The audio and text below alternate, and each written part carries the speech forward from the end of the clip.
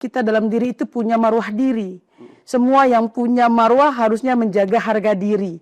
Apapun yang terjadi, followers itu dihadirkan untuk sebuah kebaikan, bukan dihadirkan dari sebuah kemaksiatan. Jadi jangan mengecewakan setiap doa dan hajatnya orang tua. Jaga diri, jaga marwah, berbaktilah untuk menjadi anak kebanggaan orang tua.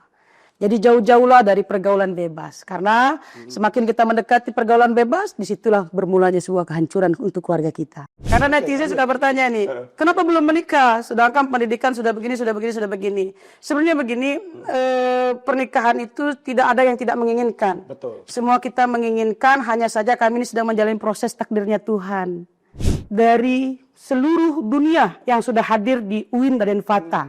Jadi ada dari Sudan, Maroko, Turki, dan terakhir kemarin kami menjemput mahasiswa dari Palestina, Malaysia, Thailand, Singapura. Itu sudah bagian daripada keluarga besar UIN Raden Fatah. Ketemu lagi di podcast kita Info Sumsel. Nah, kali ini kita kedatangan dosen dari UIN, Dr. Sylvia Asoburu M.Hum, bener ya? Nah, ini lagi memang benar-benar yang lagi fenomenal nih. Masya Allah. Di TikTok, warga-warga Palembang, wong kita pasti pernah nengok sosok Ibu Sylvia ini. Nah, mungkin kita kenal dulu nih. Bu, Ibu ini mungkin kenalkan dulu sama penonton Info Sumsel ya. Ibu ini siapa sih? Dosen di mana? Terus kita ngajar apa? Ya, mungkin langsung Ibu. Ya, saya Sylvia Asoburu dan saat ini saya adalah sebagai dosen di UIN Raden Fatah Palembang dan diberikan tugas dan amanah sebagai dosen di Fakultas Dakwah dan Komunikasi. Dan alhamdulillah saya ditetapkan sebagai dosen untuk mengajar mata kuliah public speaking. Alhamdulillah, itu info singkatnya tentang saya. Ibu ini kan dengan akun TikTok Sylvia Abso ini, Abasoru underscore ini ya, hampir 10.000 pengikut nih Bu. Nah itu kontennya rata-rata tuh tentang UIN ya Bu ya? Betul, betul. Nah UIN itu coba diceritain apa aja ada di UIN itu? Fakultasnya ada berapa? Ya, jadi UIN ini salah satu kampus universitas negeri yang ada di kota Palembang. Sehingga UIN ini dengan akreditasi unggul dan alhamdulillah 9 fakultas, 37 prodi, dan diantaranya program pasca sarjana, program doktoral, dan program magister. Dan alhamdulillah 73% prodi di UIN Raden Fatah sudah terakreditasi unggul. Jadi UIN sudah hadir tanpa keraguan di tengah masyarakat kota Palembang. Apalagi punya kampus yang mega di Jakabaring itu. Ya betul, betul. Kayak mall itu Bu. Ya. Wah luar biasa itu. Siapa sih nggak mau kuliah di sana ya? Ya harusnya. Nah siapa sih nggak kuliah di sana? Ini mau tanya nih, kenapa mahasiswa di Palembang ini atau di Sumsel, alasannya kenapa dia harus kuliah di sana? Apa Bu? Coba. Ya, jadi alhamdulillah UIN ini sudah berstandar internasional. Wow. Visi misi UIN ini ya sangat luas sekali. Jadi bukan lagi komunitas, bukan lagi warga atau masyarakat Sumsel yang hadir di UIN, tapi masyarakat dari seluruh dunia yang sudah hadir di UIN Raden Fatah. Jadi ada dari Sudan, Maroko, Turki, dan terakhir kemarin kami menjemput mahasiswa dari Palestina, Malaysia, Thailand, Singapura. Itu sudah bagian daripada keluarga besar UIN Raden Fatah. Itu mereka kuliah sendiri secara sadar atau pertukaran pelajar? Itu kuliah sendiri secara sadar. Mereka emang ngeliat di ini, kesini ya. gitu ya? Karena UIN mewujudkan dengan visi dan misinya berstandar internasional, berwawasan kebangsaan, dan berkarakter Islami. Jadi karena proses visi misi itu berstandar internasional, sehingga kita harus mengembangkan UIN lebih baik dan lebih pesat ke depannya. Nah masyarakat harus tahu juga ya, penonton kita ya. Sekarang ini lagi seleksi ya? Ya, lagi betul. Yang seleksi. Jadi UIN saat ini seminggu yang lalu sudah di jalur UMPTKN. Itu sudah ribuan, jadi ujian di kampus B Jakabaring. Jadi semua mahasiswa baru Camaba ujian di kampus Jakabaring. Dan hari ini UIN masih pembukaan jalur mandiri untuk penerimaan. Nah ini insya Allah gelombang sudah detik-detik terakhir. Dan insya Allah kita terus doakan jangan ragu-ragu untuk bergabung bersama kami di UIN Raden Fatah. Oh, berarti masih ada kesempatan ya? Ya, masih ada kesempatan. Karena ketika kita bermain dengan TikTok, banyak sekali yang DM di saya. Ini Mbak Sylvie, kenapa kami ini belum diterima nih di UIN, di jalur UMPTKIN, PTKIN. Jadi masih banyak yang belum keterima di UIN, makanya UIN masih membuka jalur mandiri untuk memberikan kesempatan kedua kalinya. Aku pernah lihat konten ibu itu jalan sama rektornya. Oh betul-betul Pak Rektor kita. Itu rektornya mau atau emang gimana tuh? Ya, kebetulan rektor kita ini Profesor Dr. Muhammad Adil MA. Beliau ini sangat berjiwa muda ya. Sehingga beliau juga melihat konten TikTok saya. Dan beliau paham betul bahwa era saat ini perkembangan sosmed ini sangat-sangat mendukung untuk menyebarkan info dan bersosialisasi bahwa ini loh UIN Raden Fatah. Ya, kata kamu kemarin Bu, Iya. rektor seganteng se-UIN ya? Ya. Kali itu rektor seganteng se-UIN. Ya. Kalau ini dosen secantik UIN. Iya. Asal. Nah, sebenarnya kan banyak yang bertanya kan. Mungkin kalau kata netizen yang mulutnya Julid ya. julid yang ngomong basi-basi kan ini. Iya. Awak dosen, ngajar-ngajar baik, ngapain main TikTok? Nah, kenapa kita main TikTok ya? Jadi ketika main TikTok itu, kita itu mengikuti zaman ya. Kalau masalah netizen julid itu banyak. Pasti. Kritik saran itu banyak. Tapi persiapan ketika kita bermain sosmed harus semua siap. Siap dihujat, siap dipuji. Siap trending, siap tidak trending. Nah, jadi kalau banyak orang-orang yang bicara tentang itu, kita cuma punya dua tangan nih. Kita tidak bisa menutup semua mulut orang, tapi kita hanya bisa menutup dua telinga kita. Jadi biarkan saja netizen mau berbicara apa, tapi untuk kebaikan sebuah lembaga, bahwa saat ini kita sudah pada fasenya era modern, bahwa kita tidak boleh buta dan tidak boleh menghindar dari media sosial. Karena media sosial ini adalah bagian dari dakwah, media sosial ini bagian dari penghiburan, dan media sosial ini adalah bagian daripada dunia pendidikan. Jadi kita harus melek dengan media sosial. Nah, di konten kita tuh sebenarnya apa, Bu? Konten-konten kita? Nah, Lebih untuk kemana? Lebih konten saya itu di TikTok itu lebih identik bahwa kami adalah sebagai dosen, kegiatan sehari-hari sebagai dosen, dan kami mengupload, men-share tentang mahasiswa UIN Raden Fatah, kegiatan UIN Raden Fatah, semuanya yang berkaitan dengan UIN Raden Fatah. Nah, jadi mentrendingkan dan mensosialisasikan dan mengabarkan ke seluruh pelosok negeri, dan ternyata TikTok kita ini trendingnya tidak hanya di Palembang dan UIN Raden Fatah, dan hampir sudah dikenal eksis, ya menjurulah. Nah, alhamdulillah dengan TikTok ini banyak sekali hal-hal baru yang menjadi inspirasi buat kita semua. Kaget gak, Bu? Kan biasanya kan konten kreator itu kan cantik, Oh iya betul. seksi. Betul. Buktinya tuh respon dari masyarakat tuh banyak kan yang DM tadi buktinya kan. Nah, Bu kaget gak sebenarnya? Rame gitu Ya, itulah sih benar kah? Yang menjadi istimewanya kenapa TikTok saya trending, kalau bahasa anak muda itu Apa FYP, rahasianya? ya. Kalau orang cantik bermain sosmed, selebgram cantik itulah biasa. Tuh. Orang-orang cantik, bodinya bagus, gitarisnya melodinya bagus, itu sudah biasa. Kan? Itu netizen julid deh. Iya. Nah, ternyata hari ini orang tidak melihat itu. Orang tidak lagi menilai fisik, tetapi orang-orang sudah bisa melihat bahwa sosmed ini untuk semua golongan dan semua kalangan. Betul. Yang penting satu, bisa menghibur, bisa mendidik, dan bisa memberikan informasi. Begitu. Dan nanti ke depan bakal ada konten-konten baru nggak selain memperkenalkan UIN atau memberikan edukasi sama Gen Z kan Gen Z ini kan banyak tersesat di sosmed. Ya betul. Kadang dia melihat konten-konten yang nggak sampah lah kontennya. Maksudnya kan ada sosok seorang dosen jadi YouTuber dan konten kreator kan setidaknya ada terpanggil untuk memberikan edukasi ke walaupun bukan anak didik kita kan, tapi kan ini anak bangsa juga kan. Ada nggak konten-konten ke depan? Gue pengen buat ini nih, aku pengen buat ini nih. Gitu. Sebenarnya konten yang kita buat ini konten yang tidak direncanakan. Konten yang terlahir dari secara refleks. Ini hari ini kita begini nih ya, hari ini kita begini ya. Tetapi konten ini kami lebih menjurus kepada dunia pendidikan akademisi S1. Jadi ketika kita bermain sedang bimbingan skripsi, anak-anak yang bimbingan skripsi di dalamnya ada sebuah edukasi, kami tampilkan. Saat kami ujian, kami tampilkan. Jadi untuk konten yang kita ciptakan seperti YouTuber dan lain sebagainya, seleb yang lain sudah direncanakan berbulan-bulan, itu tidak. Tetapi konten ini kami terbitkan, kami hadirkan yang beraroma memang UIN, dosen, dan mahasiswa. Nah, Ibu ini ada timnya nggak? Tim emang benar-benar tim TikTok ibu atau ibu sendiri secara atau ngajak mahasiswa? Ya, jadi kalau tim itu sebenarnya saya bermain TikTok itu dengan kalangan mahasiswa yang sedang saya ajar MK. Dan kebetulan mahasiswa saya ini eksis. Mereka lebih eksis. Kita tendang aja, mereka yang ngajak. Basil, buat TikTok dong. Itu keuntungannya kan? Siapa tahu mahasiswa kamu pansos sama kalau kamu banyak. Kalau dia Ya, tapi itulah tadi kan ya, bersyukurnya dengan begitu kan mahasiswa itu kan akhirnya terlatih dari segi bidang public speaking. Ada sebuah keberanian dan percaya diri. Mereka sudah menampilkan muka dan siap tampil nih kalau masuk TikTok Sylvia Suburu nih trending di FYP nih. Iya kan?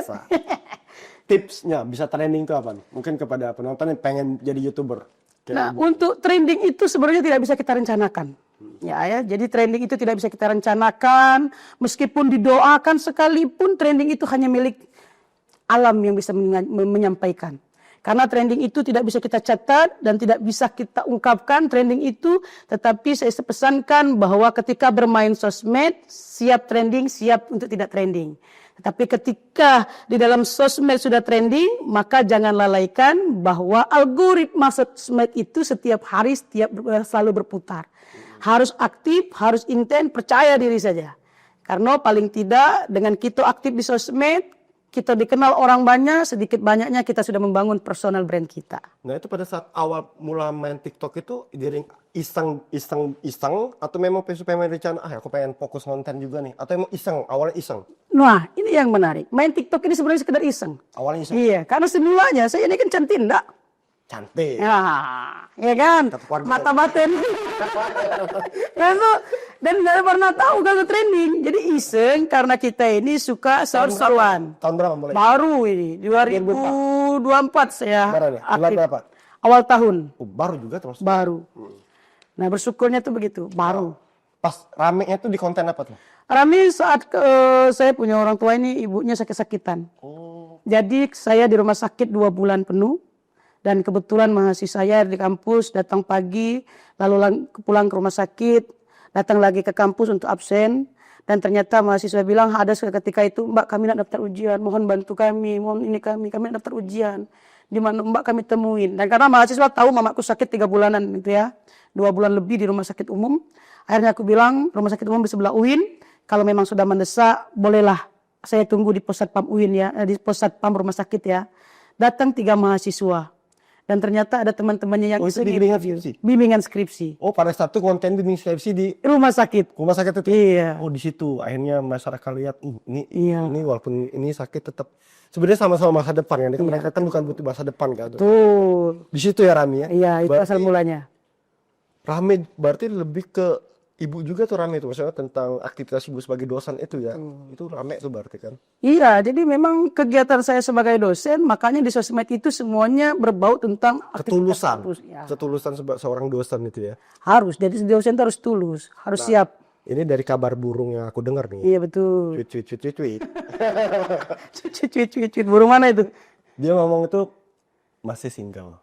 Oh betul. Belum pernah nikah. Betul. Sekolah terus, S1, S2, S3, ada?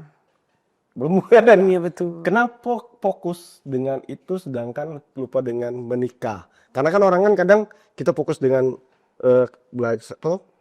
sesuatu yang kita hobi ya, belajar jadi dosen. Kadang kita melupakan seharusnya dengan itu tadi. Betul. Kenapa Bu? Ini pertanyaan yang bagus ya. Kenapa lupa? Ini lebih bagus ini karena banyak netizen yang jurik kalau kita ragus dari tadi. Iya, karena netizen sudah bertanya nih, kenapa belum menikah? Sedangkan pendidikan sudah begini. Sebenarnya begini, pernikahan itu tidak ada yang tidak menginginkan. Betul. Semua kita menginginkan, hanya saja kami ini sedang menjalani proses takdirnya Tuhan. Oh benar. Ya, jadi maut, rezeki, jodoh di tangan Tuhan. Jadi kalau dibilang kami lupa dengan menikah, tidak. Tapi kalau kami mempercepatkan waktu kendali, tidak bisa juga. Nah hanya saja kami menjalankan sisi bagian-bagian daripada takdir. Ternyata Tuhan mengedepankan pendidikan. Sehingga kami selesaikan pendidikan S1, S2, dan S3. Ketemu jodohnya. Belum bertemu jodoh. Ya. Tapi kan bukannya mahasiswa-mahasiswa yang di UIN itu kan banyak tuh. Maksudnya kan yang juga misalnya ambil S2 kan, maksudnya bukan juga yang baru tamat SMK kan banyak kan. Itu kan banyak ketemu juga sama mahasiswa-mahasiswa kita. Itu kenapa enggak Ya kan, itu tadi kita bilang kan, kita kan nggak bisa minta kehendak ya, nikah sama aku ya, ya kan nggak bisa. Misalnya tuh PDKT atau jalin komunikasi. Ada yang PDKT kalau buat lo kan sulit. Berarti ada yang PDKT Bu ya? Ya begitulah cirinya gitu. Tadi mungkin follower Ibu yang tahu tentang Ibu kan. betul. Makanya di podcast kita ini nih eksklusif nih. Iya, betul. Konten kreator dosen kita ini belum menikah dan juga posisi karena belum dapat jodoh Bu ya. Ya betul. Kalau misalnya teman-teman ada mamang om, boleh sudah Bu ya. Mangke, iya, boleh. Ini sekalian biro jodoh juga. Boleh, mangke, ay. Nah, kalau kita balik ke ngulik Ibu nih. Hobi Ibu nih apa nih sebenarnya? Selain YouTube nih pastinya. Hobi saya itu sebenarnya olahraga ya, saya suka jogging. Tapi nggak percaya kan, karena faktor badan. Hobi olahraga, banyak makan. Iya. Ya, apa ya hobinya? Olahraga. Satu jogging itu. Jogging di mana biasanya? Di Jakabaring, di PTC, dan di lapangan UIN. Tapi nggak pernah dibuat konten tuh jogging. Banyak konten kita yang lagi jogging. Nanti buka oleh Sylvia 10 tuh TikToknya. Selain jogging apa lagi? Selain jogging, Hobinya. saya hobinya healing. Jadi kalau ada waktu libur, kami healing di mana tempat yang bisa menenangkan jiwa. Paling jauh healing di mana? Kemarin kami baru pulang dari Lembah Harau Padang. Oh, Padang. Ya. Jadi kalau ada waktu tanggal merah 4 hari, Ngapain ke Padang? Makan nasi Padang? selain makan nasi Padang, kami berikhtiar mencari jodoh. Iya. Itu maksudnya? Iya, harus ikhtiar. Walaupun jauh-jauh ke Padang. Nah, selain hobi olahraga ada hobi yang lain nggak? Hobi kita cuma ini sih, ngelawak, lucu, begini saja. Karena saya enggak terfokus dalam satu hobi, misalnya nyanyi, enggak hobi. Karena suara kan nggak mendukung kan. Nah, kalau suara saya mendukung, saya akan bilang nih, saya hobi bernyanyi. Makanya saya suka dengan mahasiswa-mahasiswa yang pinter nyanyi. Karena bawaannya tuh, kalau orang bisa nyanyi itu enak ya. Oh, itu salah satu ya? Iya. Catat ya? Catat nih. Salah satu catat, misalnya ada yang suka sama Ibu, salah satunya harus bisa nyanyi. Iya. Jadi terhibur. Iya betul. Makanya kalau dibilang hobi apa sebenarnya bernyanyi. Cuman karena faktor suara tidak mendukung, jadi tidak kami sebutkan. Nah, ini menarik nih ya. Menariknya tuh Ibu ini adalah seorang dosen dan konten kreator. Berarti kan, dan juga Ibu juga humoris kata Ibu tadi ya. Berarti Ibu sama mahasiswa tuh seperti apa? Komunikasinya? Apakah saat sebagai teman, ataukah sebagai dosen, atau seperti apa? Iya, kebetulan begini. Saya dengan mahasiswa ini, saya tidak mau menganggap mahasiswa ini rendah di bawah saya, kecil di bawah saya. Karena status saya menjadi dosen ini, saya ini alumni Fakultas Dakwah S1 UIN, S2 UIN, S3 UIN, dan alhamdulillah Allah takdirkan juga bekerja di UIN. Nah, makanya saya menganggap mahasiswa ini adalah menjadi relasi kerja saya. Kenapa saya anggap menjadi relasi? Kita tidak pernah tahu mahasiswa ini nanti ke depannya jadi siapa? Jadi profesor kah? Jadi rektor kah? Nah, jadi hubungan itu harus dijaga baik. Tapi dengan catatan, mahasiswa juga harus tetap menjaga kedisiplinan. Mahasiswa juga harus menjaga etika. Sehingga keakraban itu kita tidak saling menyepelekan. Tapi keakraban itu untuk saling mendukung dan mensupport dalam kebaikan. Nih, kalau baik-baik ngomong tentang mahasiswa kan sekarang ini kan emang ada yang namanya tuh seks bebas nih kan. Iya, betul. Kan kadang mahasiswa tuh kadang pacaran, nah ini menikah. Ini menikah muda gitu kan. Nah, ada ini enggak himbauan atau masukan dari Ibu kepada mahasiswa UIN dan mahasiswa Indonesia dan juga di Sumsel nih? Ya, untuk mahasiswa-mahasiswa semuanya, remaja-remaja semuanya, bahwa ingat di dalam doa orang tua kita itu selalu menyebut nama kita. Jadi jangan mengecewakan setiap doa dan hajatnya orang tua. Jaga diri, jaga marwah, berbaktilah untuk menjadi anak kebanggaan orang tua.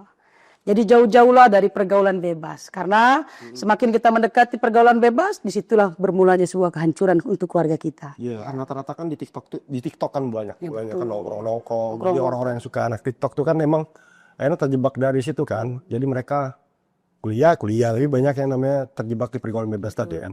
Nah, kalau untuk Ibu sendiri Bu, apa sih Ibu ngontenin UIN itu emang apa memang disuruh dosen, rektor, atau memang Ibu ada kerja sama ini, atau emang Ibu rasa cinta Ibu kepada UIN?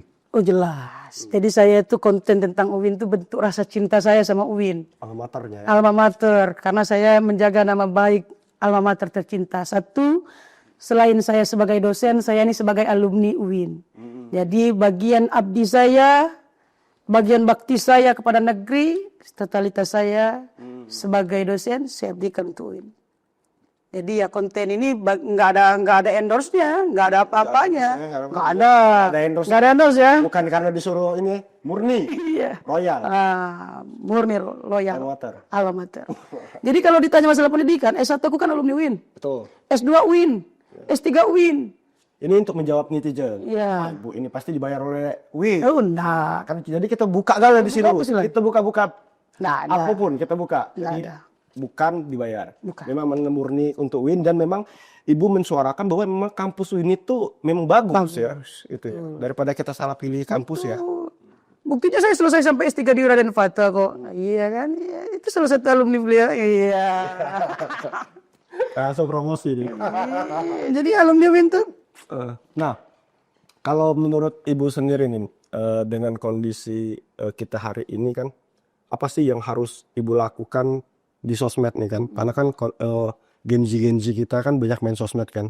Ada yang positif, ada yang negatif kan. Nah, mungkin berbijak main sosmed ini apa nih Bu, pengen Ibu omongkan kepada pemirsa kita, penonton kita Info Sumsel TV ini? Iya betul. Jadi dalam bersosmed itu pilihan ya.